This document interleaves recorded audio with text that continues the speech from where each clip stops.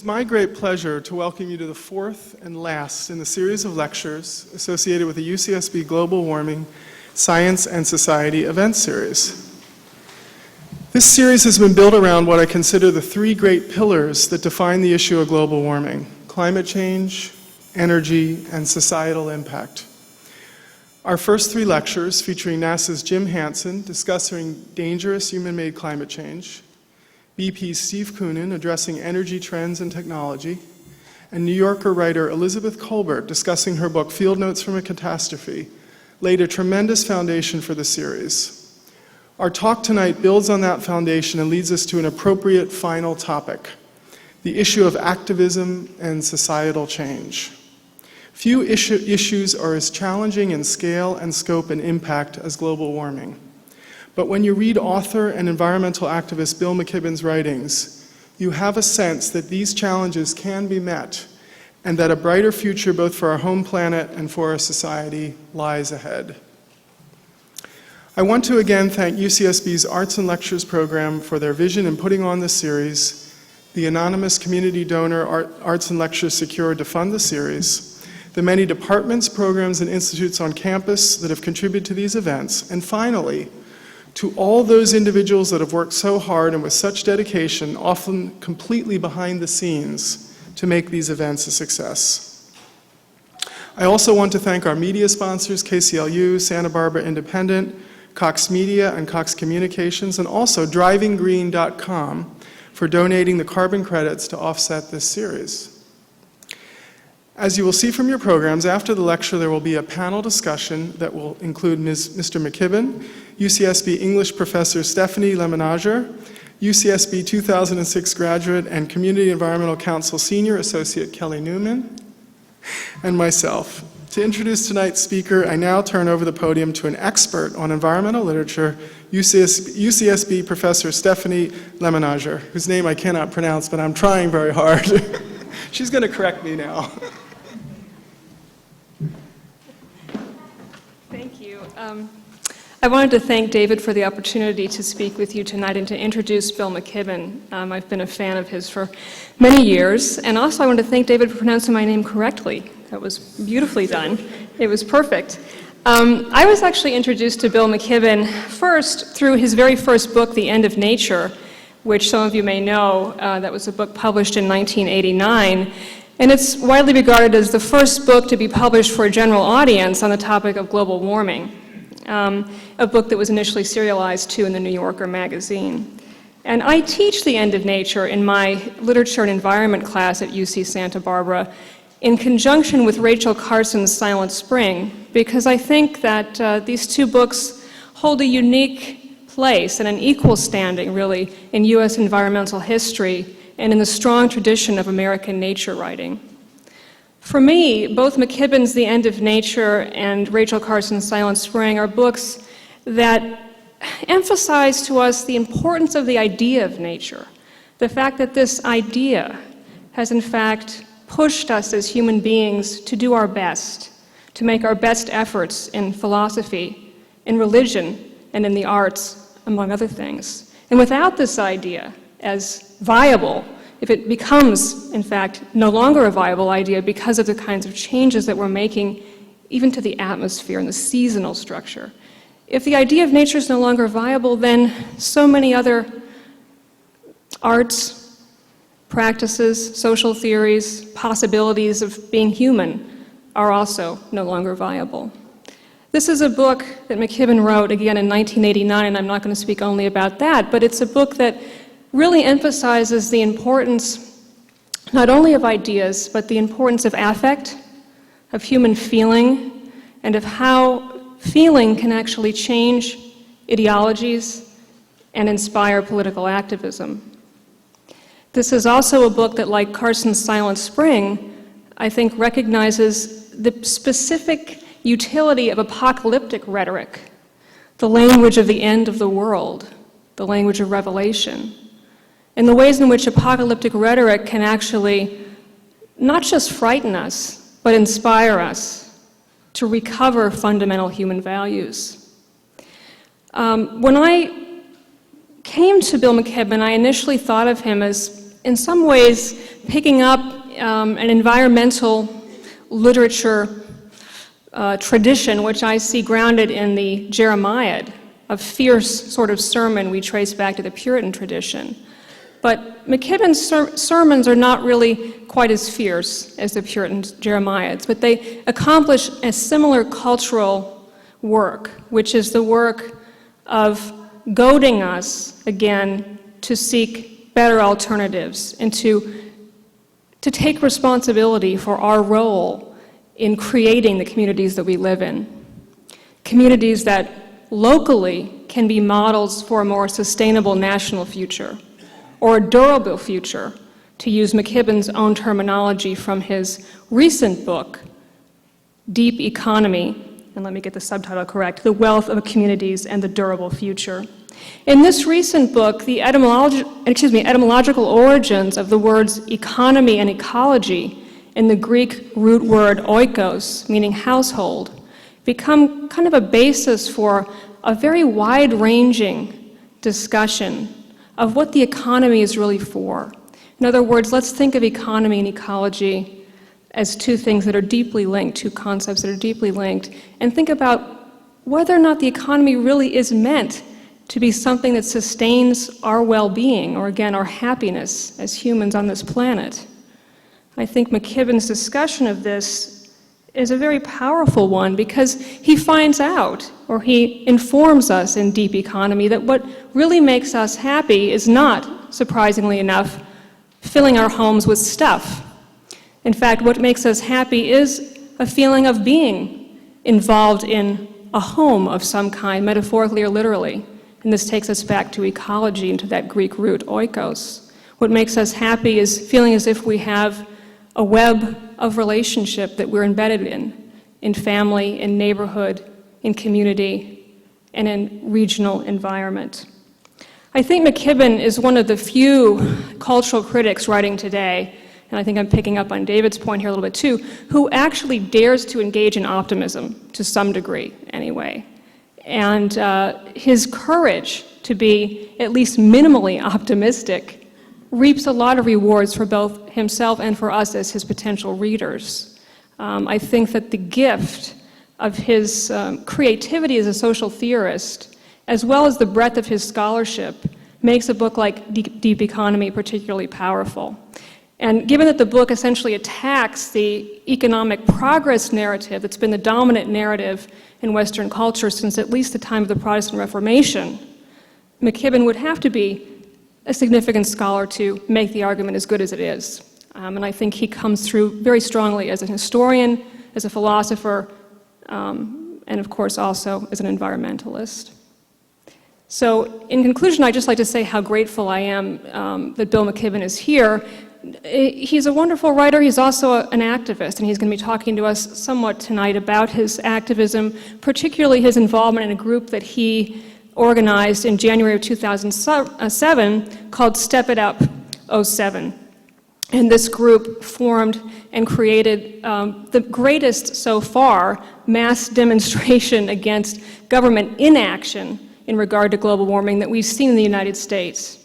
A series of rallies that took place in over 1,400 locations in this country on April 14th, in fact, just a few weeks ago. So McKibben, activist, writer, and as I would say, historian and social theorist, also a person who, though I've only mentioned a couple of his books, has written 10 books, many of them absolutely must for any environmental literature course, and just a wonderful person to have here tonight at UCSB. So with great pleasure, I introduce Bill McKibben to you.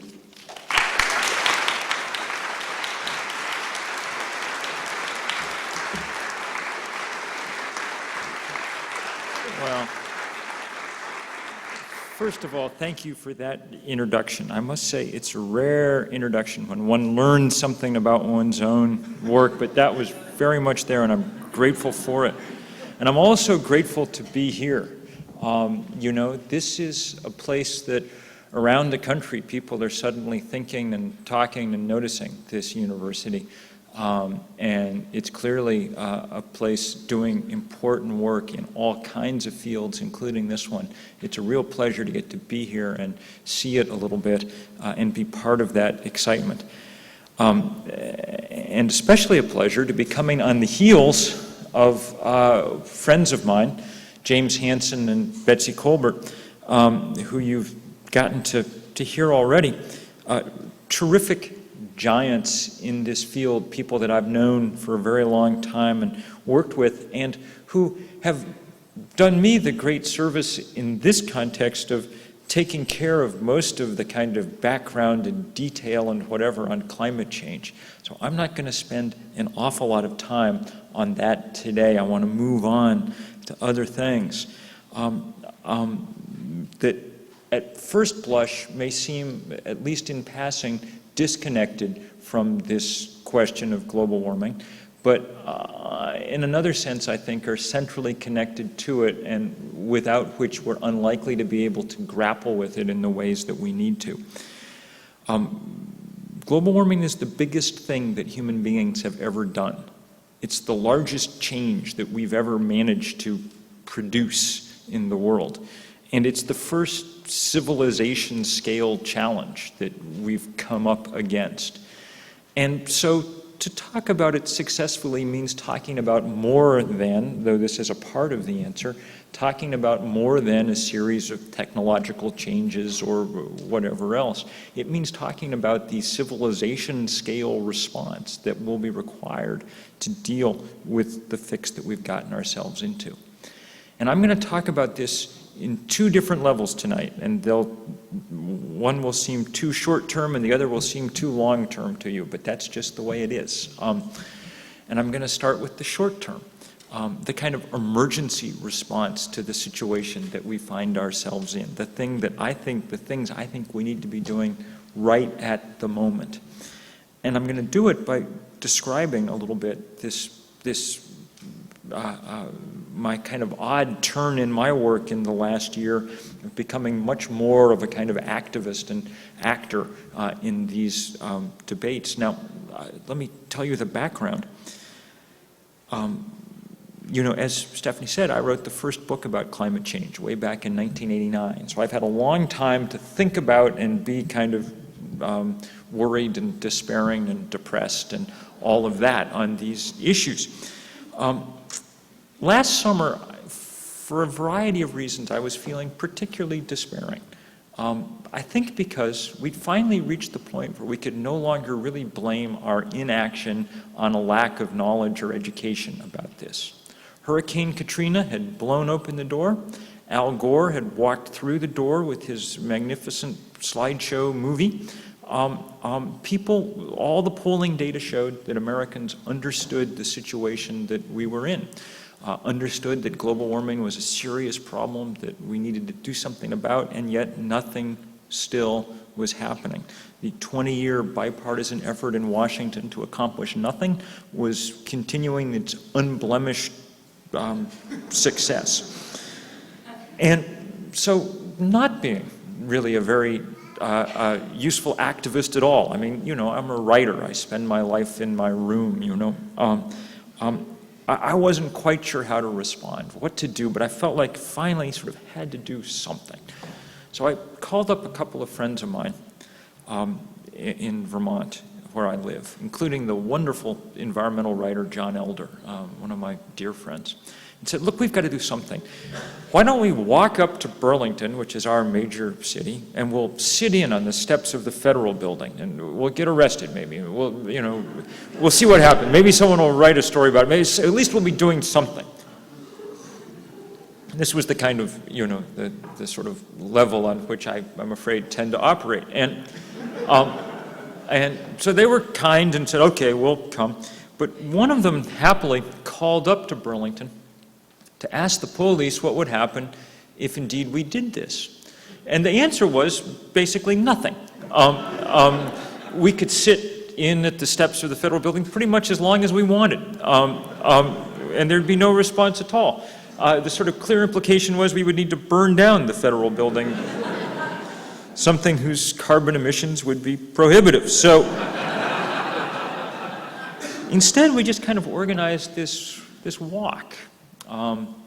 We started calling friends, emailing friends, and saying, we're going to walk, come join us. And for 5 days, we left from Robert Frost's old summer writing cabin up in the Green Mountains, because we liked that poem about the road less taken, and decided to take it a little bit. And for 5 days we walked, and we camped in fields at night, and we did programs in churches and things in the evenings. And by the time we got to Burlington, there were 1,000 people marching, which in Vermont is actually a lot of people. This was the biggest demonstration about anything in Vermont in a long time. And it was enough to get all of our candidates for federal office to come meet us, all the people who were running last fall for Senate and for Congress. And we had this rally down on the shores of Lake Champlain, and we told them we didn't really want to hear them talk about how concerned they were about global warming. We took that for granted. We wanted to hear sort of what they were going to do, and in fact, we wanted to tell them what we wanted them to do. Before they talked, we offered each one the chance to sign this pledge that they would work to cut carbon emissions 80% by 2050, which was the kind of minimally scientifically possible goal for doing something about this. And, I confess we sort of stacked the deck by, as they were standing up to speak and we were offering them this chance, I had the youngest kid who would march the whole 50 miles with us, handing them the Sharpie, they could, so they had to turn him down if they, but all of them signed, okay, including the very conservative people running, the woman who was running on the Republican ticket for Congress, who 2 months before in her announcement speech had said that she wasn't sure that global warming was real and that more research was needed. Well, and this was important for me to realize, in a sense, the more research that was needed turned out to be how many people would walk across the state of Vermont to ask for change. And that's an important lesson, actually, or at least it was for me. And so the only sad note in this whole thing was to pick up the newspaper the next day and read a story that said that these 1,000 people that had assembled might have constituted the largest demonstration about climate change yet held in the United States. And suddenly some of the scales, in a sense, fell from my eyes, and it became a little clearer to me why it was that perhaps so little had happened. We've had for much of that 20 years all the kind of superstructure of a movement. We've had all the scientists who you've met, we've had economists and policy people, we've had journalists writing about it all, and there have been filmmakers and so on. The only part of the movement that's been missing is the movement part, people actually demanding anything. And so we decided to see if we could make this happen outside Vermont, see if it was just a kind of Vermont thing, because Vermont is slightly a weird place, or if it was the same kind of willingness to act all of a sudden could be found nationally. By we, when I say we, I mean me and 6 kids who had graduated from Middlebury in the preceding few months. And we had no money and we had no organization, but we did, this is the 21st century, we did have a website, stepitup07.org. And we launched the website on the 10th of January, urging people to have demonstrations in their communities on April 14th. Now, our secret hope was that we might be able to organize 100 of these rallies, but we didn't tell anyone because it seemed a kind of grandiose hope, given that we had, as I say, no resources. But instead, and only partly because we were doing a good job of organizing, more because there was, I think, a strong desire of Americans to do something. I kept running into people who said, I screwed in the light bulb, but even as I was doing it, I, was thinking this might not actually solve global warming. Perhaps I should do something more, Because of that, by the time April 14th came around, in the course of that 10 weeks, we turned out to have organized 1,400 of these things, And it was incredibly beautiful that evening to watch. Everybody was uploading pictures onto the website where you can see them still, and they're worth looking at, to watch these pictures rolling in from all across the country. Now, I'm going to stop telling this story, and I'm going to come back to it at the end of this talk, but there's the one thing I want you to keep in the back of your minds, because it bears on this longer-term thing that I want to talk about now. One of the interesting features about these set of rallies was that they were scattered all across the country, that they were in 1,400 local places, okay? So just keep that in the back of your mind. That's a clue for what I want to get to later. Because now I want to back up and talk about the very long-term implications of what needs to happen, I think. This new book of mine, Deep Economy, tries to take the questions that have been kind of brewing in my mind for 2 decades and synthesize them into something more systematic. And it really centers on this question: whether or not we can continue to make economic growth the central activity of our society, whether we can and whether we should, whether or not the central default assumption of American society that more is better is a good working assumption any longer. If you have any doubt that it is the default assumption of our society, just go home and turn on the news tonight. The objective and non-biased newscaster will nonetheless, when she gets to the economic news, say something like, "Good news on the economic front today, gross national product grew 3.6%. And it would never occur to her to say, bad news on the, troubling news on the economic front today, housing starts were up 12% or something like that. Even though at some level, most of us, if we stop to think about it, could begin to think of reasons why, 12% more subdivisions going in where we lived or something wasn't the happiest single piece of news that there might be. Even the words that we use to talk about the economy, to think about it, get at our sort of emotional identification with it, an identification that's far stronger than our identification with the kind of planet itself. Think about it. Things, if the economy, the economy is ailing, it's suffered a setback, or now it's in recovery, it's flourishing, this sort of tender caress that we offer the economy in pretty much stark contrast to the way that we take completely for granted the physical world of which it is, after all, a subset. Every hour on the hour, you can check the temperature of the economy. You can turn on the radio and the Dow Jones, it'll tell you exactly what the Dow Jones was. We check the temperature of the planet rather less often, and it may turn out that that was a bad ordering of priorities at some point down the line. Now, why is that our default assumption about things? Well, because for quite a while, it worked pretty well. When we lived in a condition of real material privation, then it was understandable that there'd be a lot of momentum built up to acquire the kind of level of comfort and ease and convenience that we enjoy. I spent a lot of time reading aloud to my daughter, and one of the sets of books that we've read several times with great pleasure are those Laura Ingalls Wilder books, the Little House on the Prairie books. People here have read those, yes, I take it? They're the kind of American story, of this,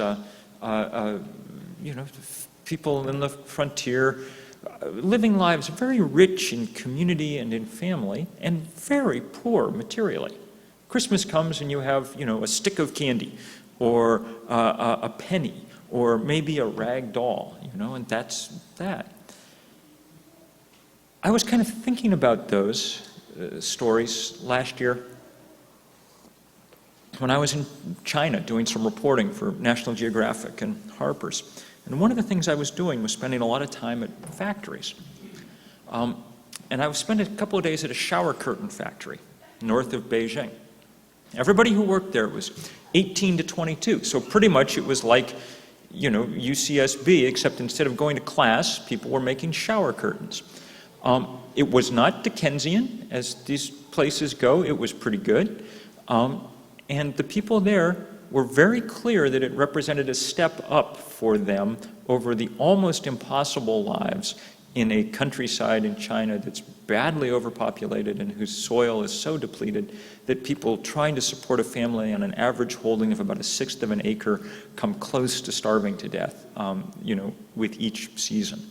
So they were, and so I was wandering through the dorms where people lived, and all the girls' dorms where I was, they were okay. There were bunk beds and things. There'd be 4 people to a room, and all the girls had stuffed animals on their beds, a stuffed animal. So I was making small talk that evening with a young woman that I was trying to interview, and I asked her if she had a stuffed animal, just to make small talk, just to kind of loosen her up.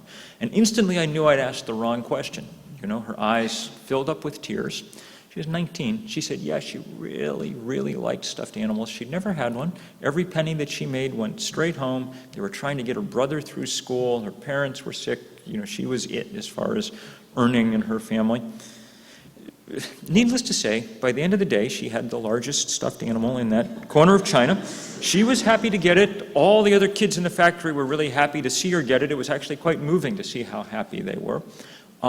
But the point that it brought home to me was the vast gulf between that experience and our experience.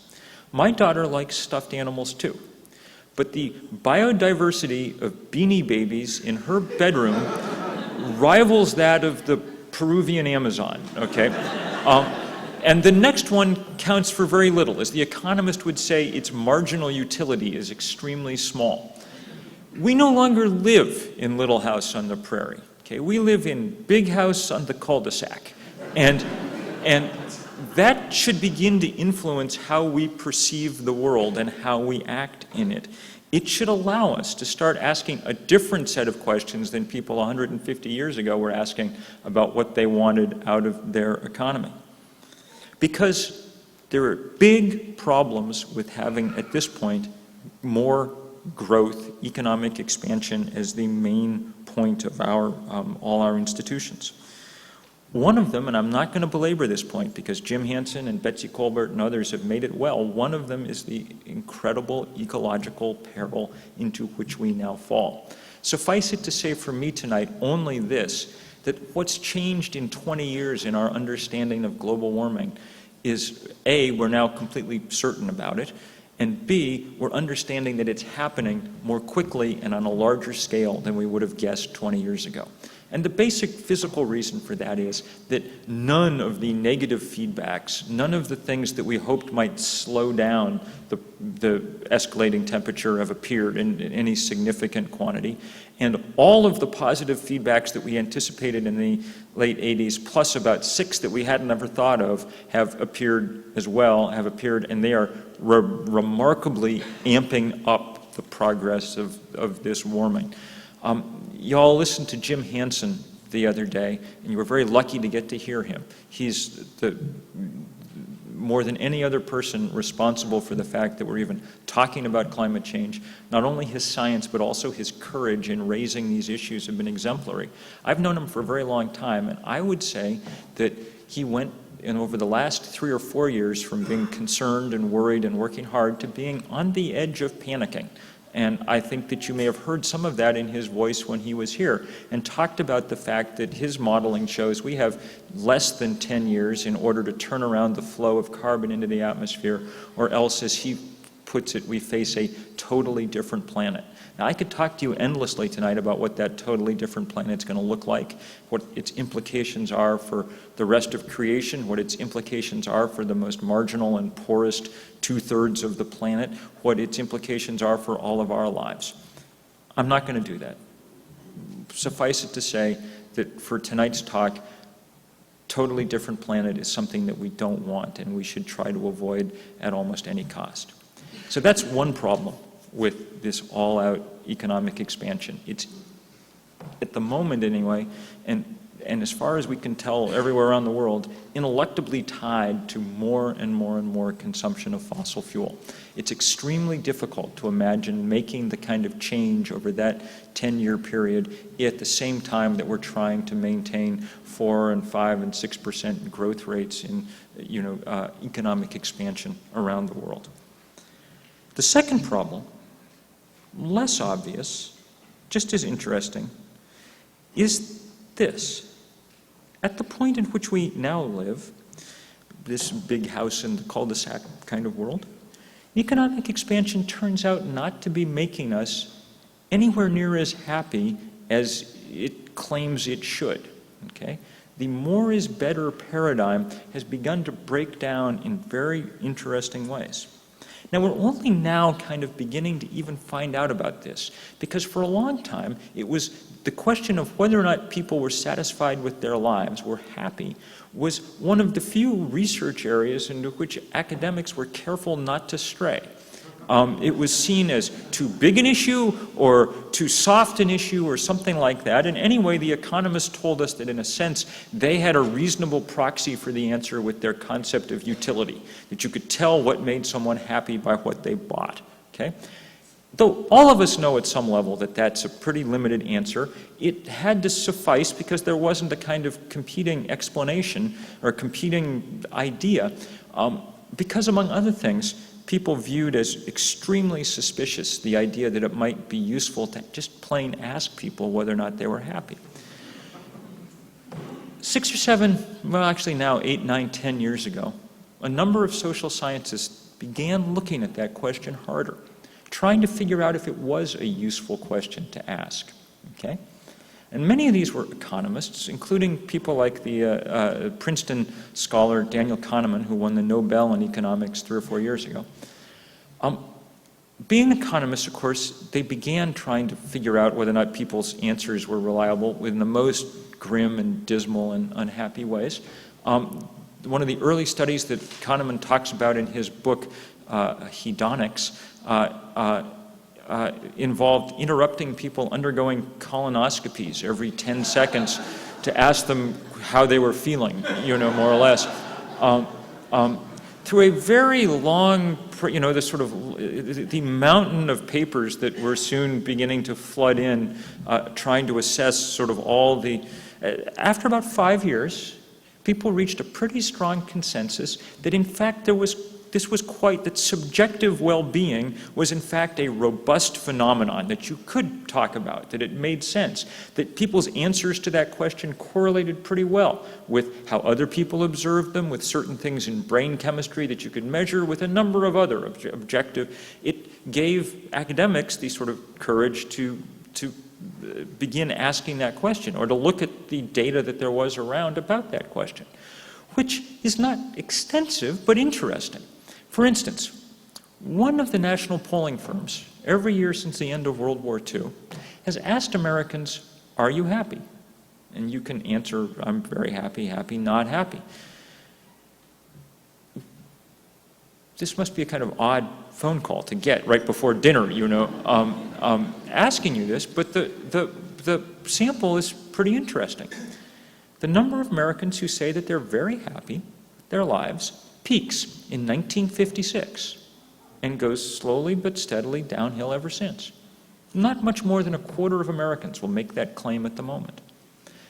That downward curve is interesting. I mean, it's interesting to me because I was born in 1960, so I missed whatever was going on in 1956. I'll never know. But what's really interesting about it is that in that same 50-year period, the curve of our possessions, our material standard of living, the amount of stuff we have has gone in exactly the opposite direction. We have about 3 times the material standard of living per capita that we did in the mid-50s. We have much huger houses, many more cars, far more appliances. We take many more trips. If our sense, our intuitive sense about the economy was correct, those 2 curves should go in someplace the same direction. Yes, they should bear some relation to each other. The fact that they diverge, you know, that they not only don't go in the same direction, but that they split apart like that, is a pretty interesting question. And there are many more measures to indicate that, in fact, Americans are not very happy with their lives and growing steadily less so. We don't have unbelievable amounts of data about why this is. But the data we do have is, again, interesting and suggestive. And the direction that it points is this, that those diverging curves are not just coincidental. that there's something about that rising affluence that's triggering some of that dissatisfaction. And the thing that seems to be triggering it is a deep sense among Americans of a dwindling social connection, of an accelerating loss of community. Think about what we spent our money on beginning in the 1950s. More than anything else, it was building ever bigger houses ever further out in the suburbs, okay? Mathematically reducing the chances that in the course of a day we were going to run into each other, okay? It's no surprise that the average American has something like half as many close friends as they did 50 years ago. That the amount of time that we spend eating meals with friends, family, neighbors has been cut by more than half, okay? And it turns out that those things count. That they count more than the fact that we have 3 times as many square feet or 8 times as many appliances or whatever else. It was a bad bargain. We went past a point that we probably shouldn't have gone. But it's very difficult once this gets going to break out of it, because what we've done as we've become more and more affluent is create a kind of hyper-individualized human that our species hasn't really ever seen before. I mean, that's been the dynamic at work. Ever more and more of this hyper-individualistic sense of who we are. Reaching the point now where farce and tragedy are almost meeting. There was a story in the New York Times 3 weeks ago about the new trends in upscale architecture. And I always kind of wonder when I see the enormous houses that people are building, the sort of houses that look like kind of little junior high schools, you know, popping up on the hill, what exactly it is that people goes on in these places. Well, one of apparently the new trend, and quite widespread, is for dual master bedrooms, okay? You may have seen this story in the Times. Husbands and wives increasingly find it difficult to share a bedroom. One of them snores, one of them, you know, pulls the blankets off. The American solution to this problem is to add 900 square feet to the house, you know? And it's incredibly sad on 2 levels. One, it's incredibly sad because if you've spent any time in the rest of the world, you know that most places, if people are lucky enough to have a bed at all, there's 4 or 5 people sharing it, and nobody's worrying about who's snoring. But it's also just sad for what it says about the kind of increasing and essential loneliness of the society that we're building, you know. Happily, it seems to me, that at least to some degree, the solutions to these various problems lie in somewhat the same direction. Not in preaching a lot about how good community would be, but about beginning the task of building stronger local economies that will perform the dual tasks of reducing the amount of energy that we're using running our lives and bringing us back in contact with each other some. Let me give just a couple of examples. Start with food, because it's where the most work has been done. We've allowed our food system to become incredibly globalized in the last 50 years. As you know, the average bite of food in this country travels 2,000 miles before it reaches your lips. We order takeout from 2,000 miles away at every meal. Our system operates on the assumption that since it's always summer someplace, that's where we should be eating. The energy cost of that is enormous. You know, where I live, back east, if I want to eat lettuce this time of year, it comes from that far from here, which means that it takes, 36 calories of fossil energy to get 1 calorie of that lettuce back east to me. That's a poor ratio if you're concerned about things like global warming. It's also, it turns out, a poor ratio if you're concerned about things like good tasting food, I've traveled 2,000 miles to get here. I know how I feel. That's pretty much how the strawberry feels, by the time it gets to where you're going. So you can do a lot, sort of energy-wise, to deal with this. And by some estimates, food alone accounts for 30 to 35% of global carbon emissions. The food system. But you also can do a lot I mean, here's the good news. The fastest growing part of our food economy in this country is farmers markets. Sales are growing 10 or 12% a year. That's good news for those energy reasons, but it's also good news for these other reasons about our kind of disconnection. A couple of years ago, a pair of sociologists followed shoppers, first through the supermarket, then to the farmer's market. You all been to the supermarket, you know how it works. You walk in, you fall into a light fluorescent trance, you visit the stations of the cross around the corners of the supermarket, you emerge somehow with exactly the same basket full of items that you had all the previous weeks, and you have the kind of fascinating credit or debit conversation at the checkout counter, maybe paper or plastic, depending.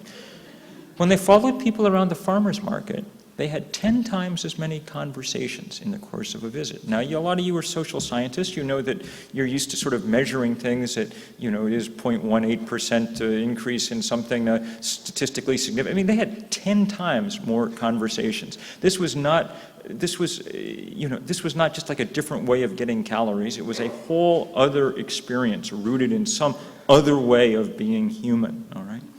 You can do the same argument for almost any commodity that you name. Just in the same way that we think that calories come through Del Monte and Cargill and Archer Daniels Midland, we think that BTUs and electrons need to come through ExxonMobil and through Peabody Coal and whoever else. But in fact, it's possible to imagine an energy system that works much more like a farmer's market, with people putting in and taking out. I have solar panels on my roof.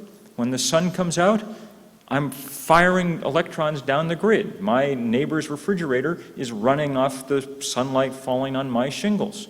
Cloud goes over, I suck in power from somebody else. If you think about that over the long term, it's a hell of a lot more durable. It's not only more ecologically benign, it's a hell of a lot more durable than our present energy system, which is largely dependent on things like convincing the people of the Southern Appalachians to keep blowing the tops off their mountains so we can get at their cheap coal, or trying to manipulate the politics of distant Middle Eastern countries where it becomes more apparent with each passing day that we haven't a clue, This is a much, I think, more benign in many ways vision. Even very ephemeral commodities, that have very little energy impact, but are still interesting to think about. You can make the same argument for. Things like culture and arts and, say, music. We've come to think of music as something that's produced in Hollywood or Nashville and arrives at our home in hard-to-open plastic box, And the people who run that industry tell us, over and over again that if we do naughty things like illegally download these songs, then, not only will they lose a lot of money, but there will be, they say there'll be no more incentive for artists to create new songs, and hence there'll be no more music. Every human culture that there's ever been has produced music. In fact, we're the sort of anomalous ones for figuring out how to just have a very few specialists producing it instead. We could figure out, and we are figuring out, many other ways to do this. Here's an interesting statistic that I came across in the course of this book that lodged in my head. In 1900, in the state of Iowa alone, there were 1,300 opera houses, 1,300 live music venues. Now, nobody in them was getting Whitney Houston rich singing, And nobody who went to them was hearing the best singer in the world, the way that we can, by buying the CD. On the other hand, all the people there were hearing music in some context, some social context with their neighbors that added a good deal to it. Maybe a good deal more than the kind of white earbudded cocoon in which we increasingly experience these things. It doesn't surprise me that the fastest growing part of the music economy is in fact live performance and traveling bands or jam bands and things, the kind of modern equivalent of the minstrels or bards of yore. I think that we should spend much of this century trying to reel in some of the supply lines that we spent the last century flinging ever further out. And I think if we do, we'll end up here and around the world in a sounder place than otherwise. Plan A, that everyone's going to be like us, middle-class Americans, isn't going to happen. Okay? I mean, just look at China alone. It's currently growing at 10% a year. If that continues for another 30 years, the Chinese will be as rich as we are per capita. Should the Chinese choose to consume the way we do, the 800 million cars on the planet currently would be joined by another 1.1 billion in China. And, beyond that, India and everybody else who's lined up behind them. If the Chinese ate our diet, the Chinese alone would consume 2/3 of the world's grain harvest. These sort of things aren't possible, okay? But the only option to preventing the sort of attempt to get there is for us to begin thinking about much more creative ways in which to live out our lives. And I think that this idea of localness may be one of the important ones. Which brings me back to where I started with a description of these global warming rallies that we did this year. Now, when we started, all the people who actually knew what they were doing said, no, you want to do a march on Washington. That's how these things are done, okay? Well, we didn't want to do a march on Washington because, A, we didn't have any money or organization, and we had, we knew that this was beyond us. You want to do a march on Washington, somehow you have to rent 2,000 portable toilets, and line them all. I have no idea how to do that, and no desire to find out. We also thought there was something sort of incongruous about the idea of, sending hundreds of thousands of people crossing the continent spewing carbon behind them in order to have an anti-global warming demonstration. And we also thought that Congress people would pay a lot more attention to people in their own districts if they realized that these were their constituents who were worried about this. Most of all, we wanted people to be able to take these stands in the places where they were, in the places that mattered to them, able to demonstrate against the backdrops of their lives and their dreams and their hopes and their fears what it was that they wanted done. And it was incredibly beautiful to see that happen, to see the kind of native genius of people in their own places expressed in this political action. Down in the Florida Keys, there were all these scuba divers who got together and did an underwater demonstration. They took our banner, 80% by, step it up, Congress, cut carbon 80% by 2050. And they took it underwater off those coral reefs that aren't going to be there in 50 years if the water keeps warming. There's video of it on our website. It's beautiful. A little further up the coast in Jacksonville, all these people from the hunting and angling community and others got together and they rented a crane and they lifted a yacht 20 feet into the air to show where the sea level would be if Greenland slides into the ocean, In Manhattan, thousands of people crowded into lower Manhattan down on the Battery wearing blue shirts to form a kind of sea of people to show where the tide line will start to come now in lower Manhattan if the sea rises. It was incredibly beautiful. In the Rockies and the Sierras, there were groups of people who did these long, arduous 3- and 4-day ascents of these backcountry glacial mountains. The glaciers are disappearing. They skied in formation down these dwindling glaciers. It was every kind of creative response and every kind of person. I knew we needed more than environmentalists to make it happen, and I knew that it was going to be a success. A week or two into this thing, when we got over the email, a group of students who had sort of jumped the gun and held their rally early, and it was a group of young women from the Alpha Phi sorority chapter at the University of Texas at Austin. And they looked just the way you would expect, sort of Texas sorority girls. I mean, they had huge smiles, they couldn't have, but there were like 180 of them holding up this sign. And they wrote a little note to us when they sent it this week. We wanted to show it wasn't just the hippies who cared,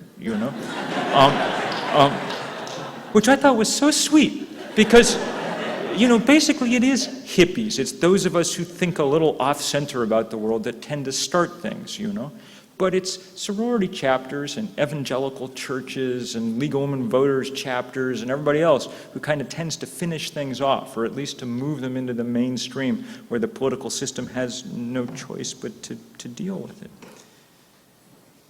Doing it this way over the web reminded me, too, that we have a sort of certain luxury in thinking about the future and about a more local future that people before us really didn't.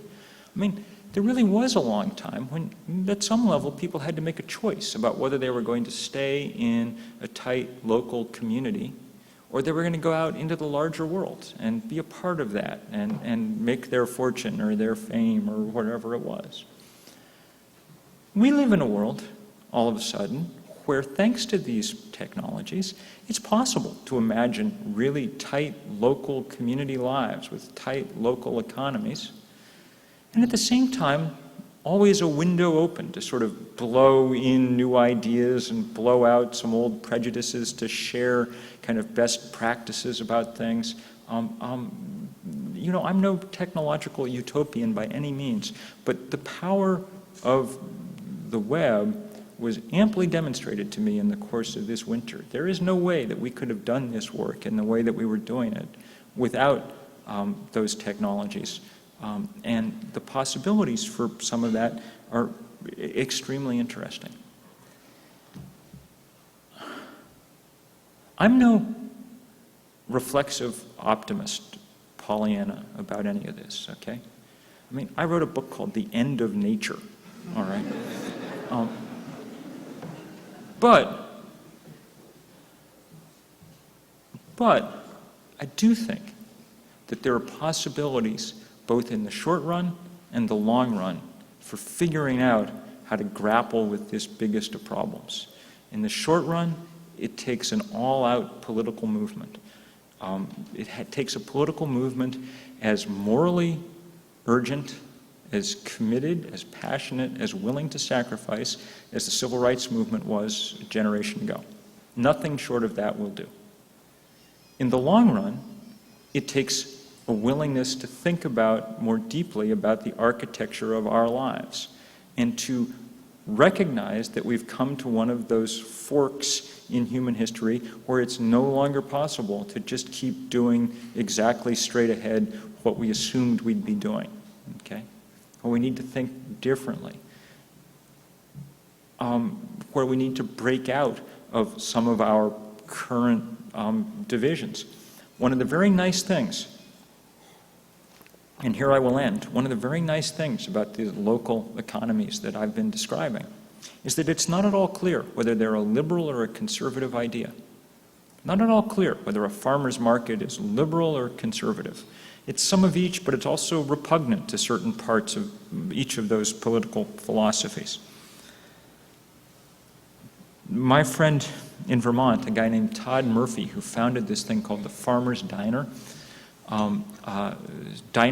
a diner. It serves food at diner prices, ham and eggs, $4.99, whatever. But all the food comes from within about 50 miles of the kitchen. He's really worked hard to kind of rebuild this local food system. When he was starting up, he printed up a bunch of bumper stickers that I really liked, and they said, "Think globally, act neighborly." It strikes me that that's probably a fairly eloquent thing to do when we're thinking about carbon and the atmospheric concentration of it and the increase in temperature and all the other things that we'd be wise to think about. And so it's a pleasure to be in a place where those conversations have obviously begun and are being taken seriously. Thank you.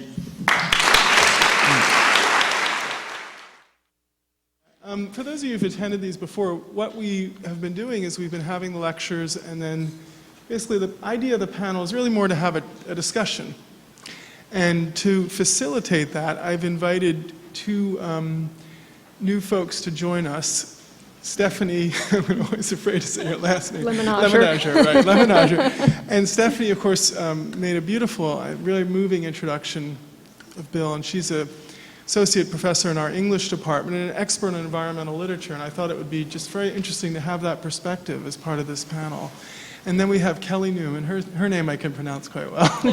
And Kelly, I really wanted to have a student perspective on this panel. I hope we have some students out there. I can't tell. The students in my class are supposed to come to get extra credit, so hopefully I don't know if that worked. If you're out there, good. And I wanted to have a student perspective because of what Bill has done working with students at Middlebury College, and in particular the issue of activism. At the end of the Colbert lecture, someone said to me, so where are the students? Are they inspired by this? Do they care about this? Do they want to see change on this issue? And so I'm going to put that on your shoulders, Kelly. You're going to get to represent that. Kelly graduated from UCSB just last year, and she's now working at the Community Environmental Council, and they're very progressive and important programs looking at the issue of energy change and fossil-free by 33. I'm sure you'll tell us about that. But I'm going to start with Bill. I'm going to start with a really easy question. Bill, I think you can answer the hard ones, but let's start with an easy one. I'm interested, you mentioned, of course, that you've been writing about this and thinking about this issue for, 20 years now, right? And that's, perhaps longer than, certainly other scientists, but longer than many writers and analyzers of the scene. So I'm interested in if you could just tell us a little bit about how you've seen the public reaction and opinion change to this issue. How has that changed the words you write, the things you say, and how, what does it make you think about how opinion is changing? It's clear that the last 2 years represent a big, sharp break with all that's gone before.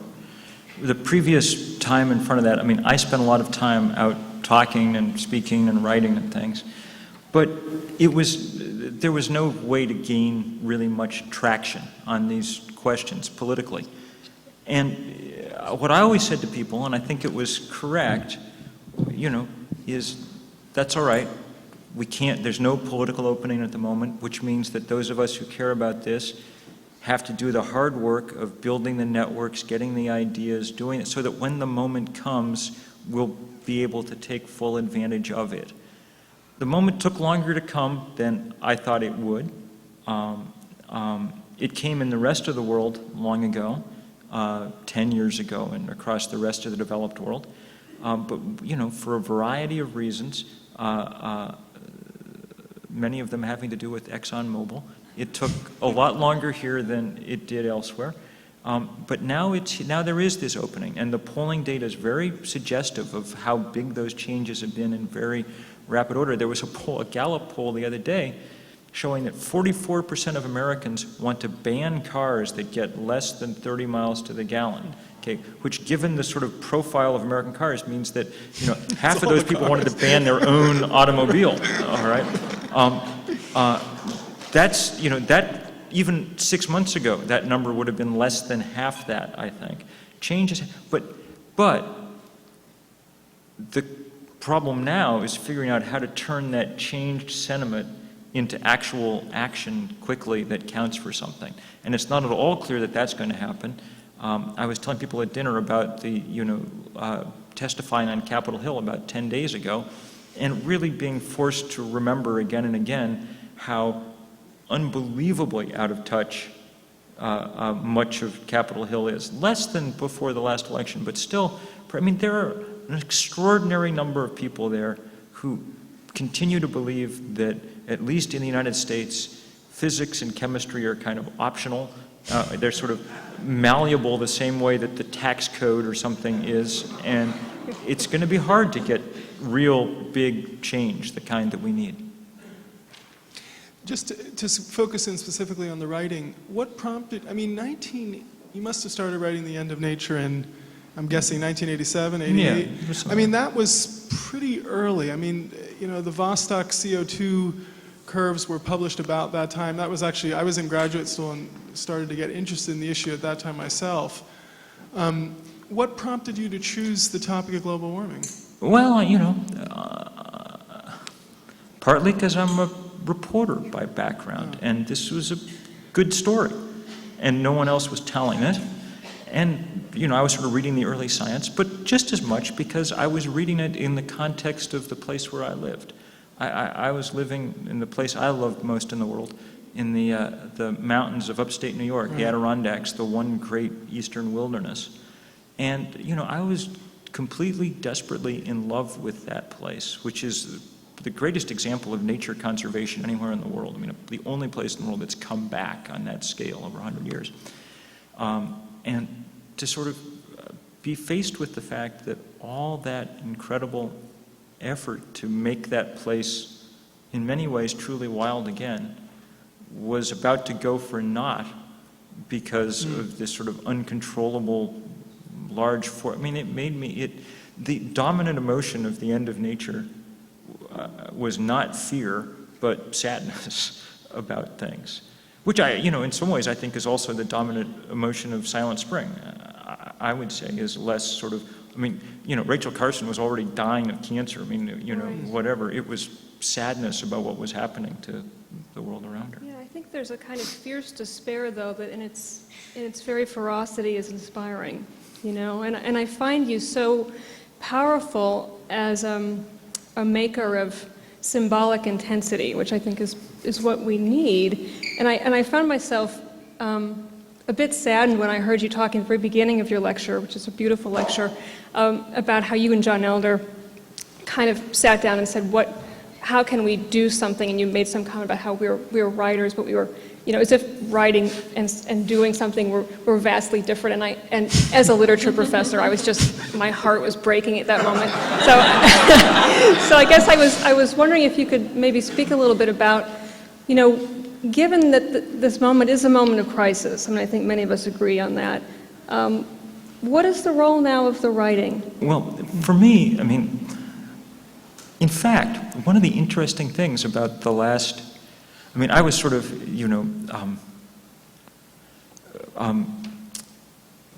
to make any of these, to make something like this sort of set of rallies we were doing, you need a kind of narrative, right? And our narrative was like, we're a bunch of bumbling idiots who have no idea what we're doing, and hence, look, you guys have to do it. Actually, we were quite good at organizing these things, I must say. And one of the reasons that it worked, actually, is because, in a weird way, we live in all of a sudden, a very word-intensive, the most important writing I've done this year was the original email that I wrote that I started that virally spread around the country in a month or so, and it was a good piece of writing. It's very odd how the web is a text-based medium that requires, or that allows, good writing works just as well on there. In fact, it may work better on there because it's up against a backdrop of a lot of not very good writing. And so, that was certainly part of it. Yeah. Yesterday, actually, here in Corwin, they had a conference, Media and the Environment, on Media and the Environment, and it was fascinating to hear some of the different perspectives on the way media is treating the environment and the way people are viewing nature and the role of the media in tackling in climate change and a lot of these issues today. And it really, I think I just walked away with such an impression of how important it is for this to stay a mainstream focus in the media that everyone is impacted by every single day. And so hearing you talk about, there is such a role for writers, I think that's so true. And not just for writers, but for bloggers and people who are making, films and documentaries, because I don't think that this is we're really going to see change on this issue if it falls out of the media in the course of the next year. Yeah, I don't think that's going to happen, but Stephanie and I, in preparing this week for this, we're talking about contrasting inconvenient truth, of course, to the kind of writing you and Elizabeth Colbert and others do. And I think both our impressions are that, and probably most folks, the inconvenient truth had a tremendous impact. I think, it's hard to not say it probably reached more people than perhaps anything else, but it's a very different kind of impact than a book. I don't know, maybe you want to...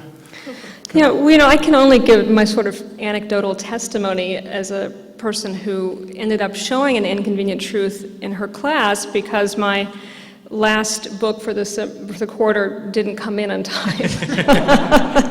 So I ended up showing the Gore Guggenheim film. And I was really surprised, but also I think I learned from the fact that many of my students said this is where I finally got it. And not just because the science started to make sense, but also that moment when Gore points to a pixel and he says, "This is our globe." I think about a phrase that Wallace Stegner used. I think he called it the fragility of goodness. Our love of the land is wrapped up in this idea of its fragility, and I think seeing the smallness of that globe, getting a visceral sense of it, was very important for the students, and it seemed like that visual image, and all of the visual images actually in that film, carried a lot of power. That some of the literature we read, which I personally was much more moved by and found much more interesting in its analyses, didn't quite seem to deliver. You know, visual images, I mean, have been, and I mean, before the first Earth Day, okay, the important visual image was that view of the Earth Right. from Apollo 8 or whatever it was. You know, this first glimpse of this, you know, marble floating through space, and you know, and it did have a big impact. But in an odd way, the sad part was how limited, in the long run, that impact turned out to be. You know, it was quite possible for us to sort of put that out of our minds because, you know, basically the 30 years since that first Earth Day, or 35, has been devoted to consuming things, Right. not to sort of acting on that vision of whatever.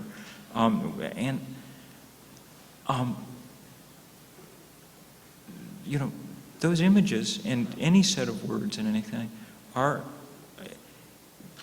we need to figure out also how to incarnate them in the sets of institutions that can do something.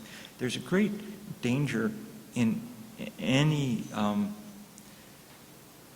in sort of sentiment unmoored from anything, you know. Mm-hmm. And it's in a weird, this is an odd way to get at this, but one of the things that we went out of our way to do in the course of these Step It Up things that we were doing was to not involve celebrities in the course of doing it. Right. In fact, for some reason, when we got the picture from Saratoga Springs, New York that night, they were very pleased because there was a couple of celebrities had happened to be in town for some reason, Daryl Hannah and somebody else, and they had them right down front and things. And so we didn't even we just put the picture up, but didn't sort of mention yet. And I don't know if anybody even noticed. What was important for us was the idea that these were that in fact we were all very ordinary, and that this was, you know, and I don't know quite why that seemed so important to us, but I mistrust that sentiment unconnected to actual things. That's why for me things like farmers markets are so great. They, you know, and they wouldn't have happened without, I mean, at least in their current volume, without some of those sort of words and images. You know, Wendell Berry and Michael Pollan gave rise to much of that. Wendell Berry for 30 years sort of preaching this gospel. But until people actually went out and did the work of, you know, getting the permit and rounding up the farmers and telling everybody and cleaning up the trash at the end of the day and everything, they didn't amount to anything more than that, you know. You know, well, we've gotten to the issue of Step It Up, and so let's talk about that a little bit. I just wanted to share with the audience my own experience. I was asked to speak at a rally in Thousand Oaks. There were about 75 people that attended. I mean, obviously you couldn't attend all those full 1,400, so maybe these anecdotes are useful at some level. And I spoke, and there was also an environmental lawyer, a former lawyer at EPA who spoke. And I've already told Bill this anecdote, but what stays in my head about this event was at the end of it, the person who had organized it stood up and he said, "I want to tell you why I'm doing this." And he said, "Come here," and he called up his son. And he put his arm around his son and he said, and he started crying, and he said, "You know, this is why I'm doing this. It's because I want my son to have, you know, the same opportunities that I've had." And so, you know, it was almost like a Rachel Carson moment. There was that real visceral connection. All of us doing this work I think, from many different directions, are looking for what the next metaphor is, okay? That's what those images are about, and it's what the sort of language is about and things. I mean, the old set of metaphors, even the old set of environmental metaphors, are mostly out of steam, out of gas now. They no longer, they're not, you know, it's impossible to ask the same kind of set of ideas that were first called into play to protect Yosemite, you know, or to whatever, to carry the weight of having to restructure the American economy. It's not fair to demand that the, you know, NRDC and the Sierra Club do the heavy lifting on Capitol Hill, and it's not fair to ask that the sort of grammar of wildness that John Muir evolved, you know, in Tolmney Meadows be the only vessel that, you know, has to deal with this. And that's what's a lot of this talk about, for me, about local economies and things is about, is an attempt to figure out what the next set of metaphors, the next set of pictures in our heads that might allow us to make some of these leaps will be like. So when you were organizing Step It Up, did you enlist any of the traditional environmental organizations? Yeah, and in fact, it went really well, despite their sort of idea that people have that they're, you know, big and remote and only interested in raising money and whatever else. They were, in fact, just as excited as everybody else by the sudden idea that it was like you could just go do this, you know. I mean, they're very big and, you know, it's sort of hard for them to act easily, you know. And so it was much easier for them to sort of act in response to this ad hoc, short-term, you know, thing that we were organizing, you know, or that we were sort of making this call. It wasn't even really like organizing. It was like having a potluck supper, you know. Right. We'll try to provide the plates and the cups. You all better bring the stuff, you know, and everybody did. And obviously, if you look at, you know, and I studied the website and looked at the pictures and, you know, as I said, participated in that one event, it was a great success. But I want to ask you the tough question. Do you think, I mean, is it a model for the future? In other words, and I'd also like to get Kelly in just to talk about students and what's going to inspire them. And we are going to take audience questions, by the way, and I'd love to hear from some students on this. I mean, is this going to do it? Is it going to inspire people? Is it going to move us towards the goals we need? It's only one thing, you know. I mean, any movement is I mean, we look backwards at social movements, and we just remember, you know, I mean, if you ask people what was the civil rights movement about, they're like, oh yeah, that, you know, that Martin Luther King gave that talk, you know, in Washington, and then everybody, you know, they passed the Voting Rights Act, and, you know, I guess something happened in Selma too, or something, you know. But I mean, the sort of hundreds of thousands of people doing incredibly brave and interesting things of all different kinds for 30 years are kind of swept up in those few set of images. It's going to take all kinds of stuff, you know. And in this movement, in the climate change movement, it's going to take immense amounts of work of all kinds on campuses because we need, you know, we're talking about things that we don't know how to do. Some of those things are engineering and things, and I'm reasonably confident that people will do that kind of work. Just as important, I mean, God, we need the work of, say, economists to help us figure, I mean, you know, if we really are serious someday about building an economy, a society that doesn't have an ever-expanding economy, that's going to take every bit of the brain power of the smartest economists in the world to figure out how to make that happen without it meaning recession and misery and whatever along the way. You know, all kinds of, I mean, we need every kind of thing to happen, and unfortunately, the only, when I'm pessimistic, the only reason is this: unlike the civil rights movement or unlike any other movement that I can think of, this one is a time test, you know? You don't get to, if you don't do it soon, then don't bother doing it, you know? And that makes it all the harder and all the more inconvenient. And I wish to hell that I had, in a certain way, spent the last year doing this, because my daughter's like 14, and all I really want to do is be at home and hanging out with her. But, you know, that's inconvenient, and there's a lot that's inconvenient about having to do things quickly, but that's what we got to do now. Yeah, and that's of course the reality of having postponed for so long, Exactly. actually taking it in action.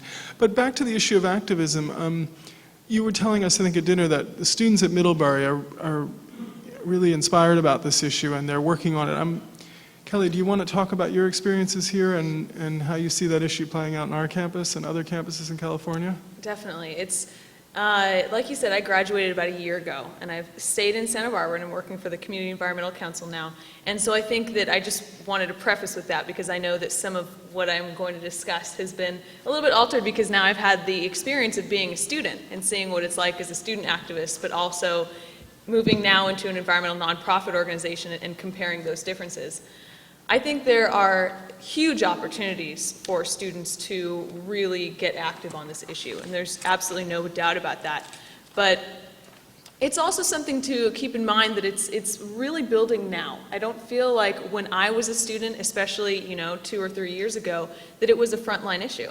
It wasn't, in fact, at least here. I mean, sustainability, going organic, it's a lot of the similar issues, but I think that what really needs to shift now in the student perspective is actually looking at all of the environmental issues through the lens of climate change, and really saying climate change is the thing that we're looking at all of these issues with, because they all, work together. And, supporting sustainability, supporting organic food, supporting, we're acting locally and living simply, it all helps climate change so much.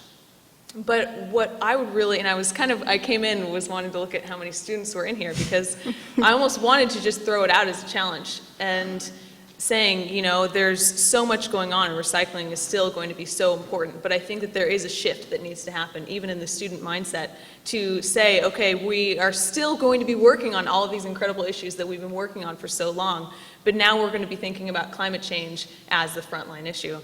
And that's to say there's so much going on, even at UCSB right now.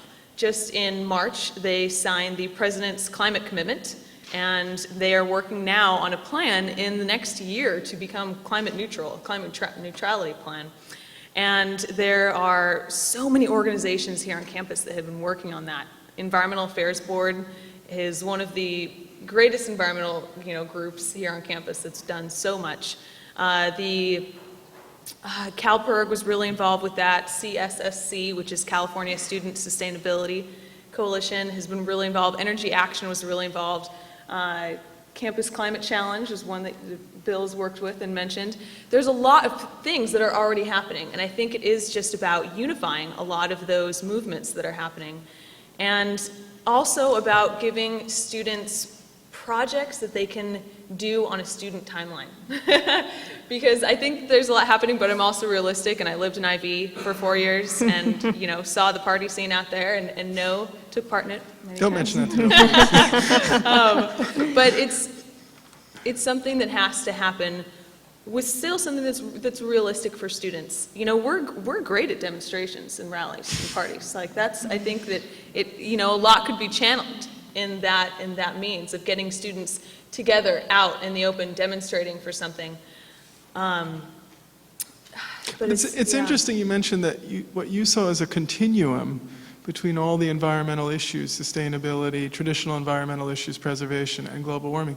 It's my opinion that global warming I put it in somewhat of a different class, because I think kind of the main impetus for action is really the impact it's going to have on our society. At least that's how I frame it to people. And so if it's only those students that have traditionally been environmentally active that are also active on global warming, I don't think that's going to be enough. And so I'm wondering, do you have, maybe Bill can also weigh in on this, or maybe Stephanie too, do you have a sense of what it will take to get those other students for whom kind of the bread and butter environmental issues have not been the main motivator, to get them involved in this?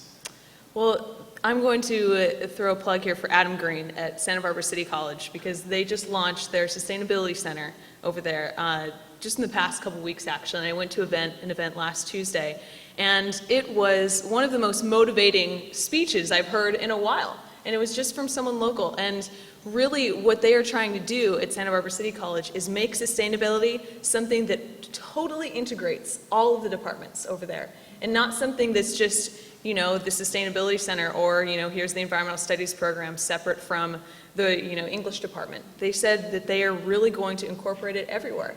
And that's something there's actually a survey here at UCSB that's being done right now by the sustainability department too, to go out and ask teachers and to ask, look into the classes, into the curriculum and say, what are we already teaching that has a sustainability focus, and have we been thinking about it as a sustainability focus, or have we just been kind of doing it thus far?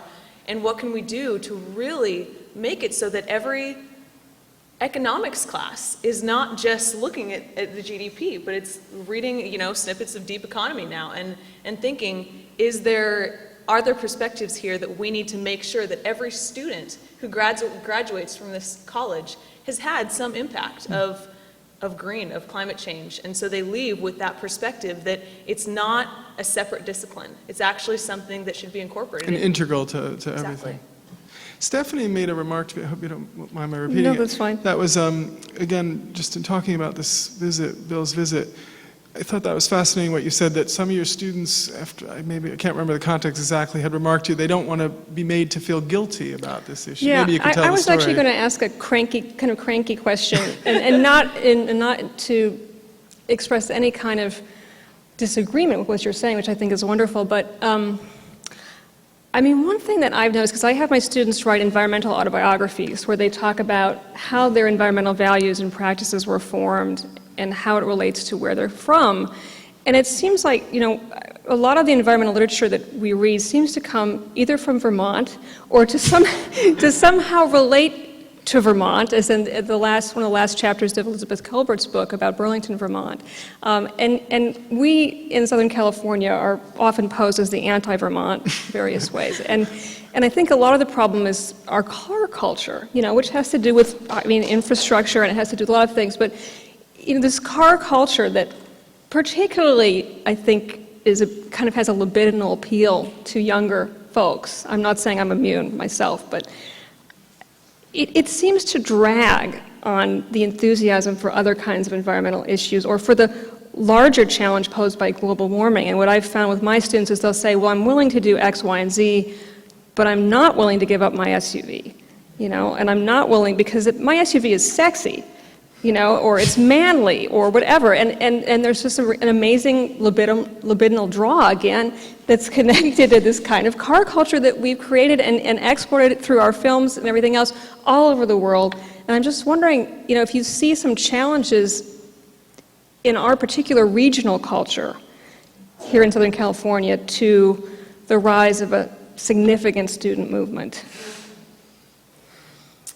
Well, I guess I would put that back on, and I know this is obviously taking a student perspective, but I don't think it's just students. Yeah, no, I agree. It definitely isn't Yeah. just students. Yeah. Absolutely. I would That's say a good that's point. probably the general Southern California population that is attached to their car. Yeah. So what can we do for students? Well, IV, more people bike in IV than anywhere else in Southern California, probably. Mm-hmm. There are so many bikes here, it's incredible. I've always heard that this is a great biking town. Yeah, it is. And ways to really celebrate that should be in order. To sort of make that the absolute, to give that the prominence and the honor that it deserves would be a really good thing.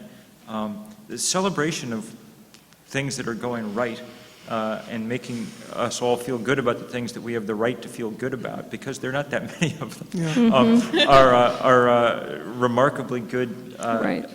good places to start, and probably easier to start than than condemning us for because it is it's very hard.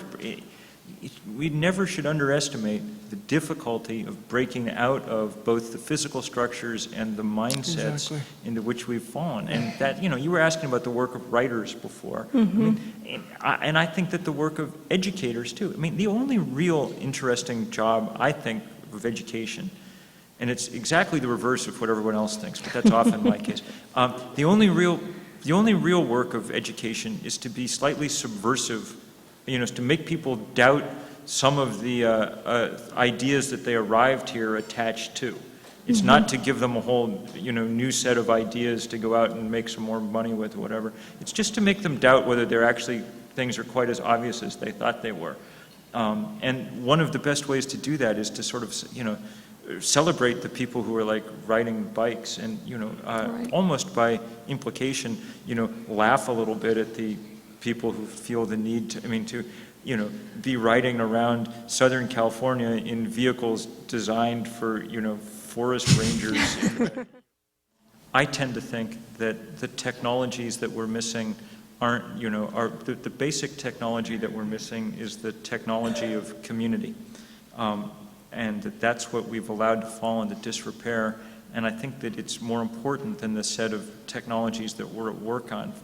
Just to give you a sort of number to stick with that, probably a lot of you in this room have been to Western Europe sometime in the last 10 or 15 years, right? So you know that people there live perfectly decent lives.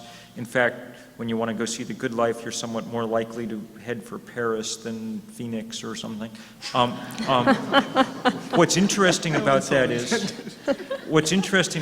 is, the average Western European uses half as much energy as the average American. Half's a big number. It's like way more than we're going to get from ethanol and hydrogen and all the other things that we chatter about. And it's mostly because they've just chosen a little differently on this scale between community and hyper-individualism. And over the course of 50 years, those subtle differences in choice have created a society that in certain respects looks like ours, but in other fundamental respects doesn't.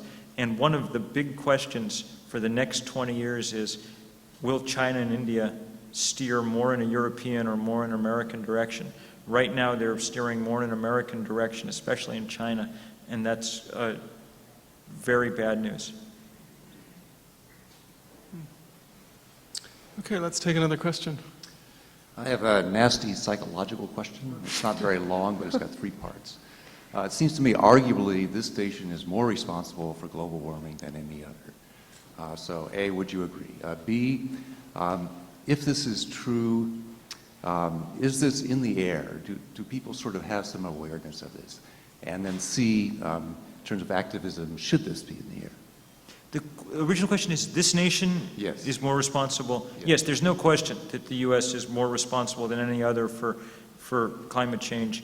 Sometime in the next year or so, the Chinese are going to surpass us in total emissions, but that doesn't mean very much. When that happens, the average Chinese person will still only be producing as much, 1/4 as much carbon as the rest of us, and person by person is the only way to logically think about this question. Otherwise, you could solve it just by splitting China into 4 countries, and then there'd be no problem anymore. It also, because of the residence time of carbon in the atmosphere, it'll be about 40 years before the Chinese, even at their current rates of growth, catch up to being as responsible as we are for climate change. The rest of the world is beginning to figure this out in more detail than they have in the past, and beginning to be somewhat angrier about it. And I think that anger will continue to grow, and it's especially going to grow if we not only don't do anything about it, but continue to behave in really irresponsible ways. The best example at the moment is our current plan to keep our, driving our precise same vehicle fleet, but just doing it with corn instead of gasoline. There were riots in Mexico City about a month ago because the price of tortillas had doubled, and the reason they doubled is because we've put 80 new ethanol refineries online in Iowa in the last year and a half. You haven't begun to plumb the depths of anti-American feeling if that's what we decide to, how we're going to proceed. It's actually very interesting. The decline in America's standing in the world begins before the Iraq War, and before any of that begins, and you can watch it on the polls almost like a needle on a, it begins the minute, the week that President Bush announces, and this is 6 weeks into his administration, that he's abrogating the Kyoto Treaty and isn't going to do anything about any of this. That's the moment at which public international sentiment about America just falls off the table, and it's never recovered since.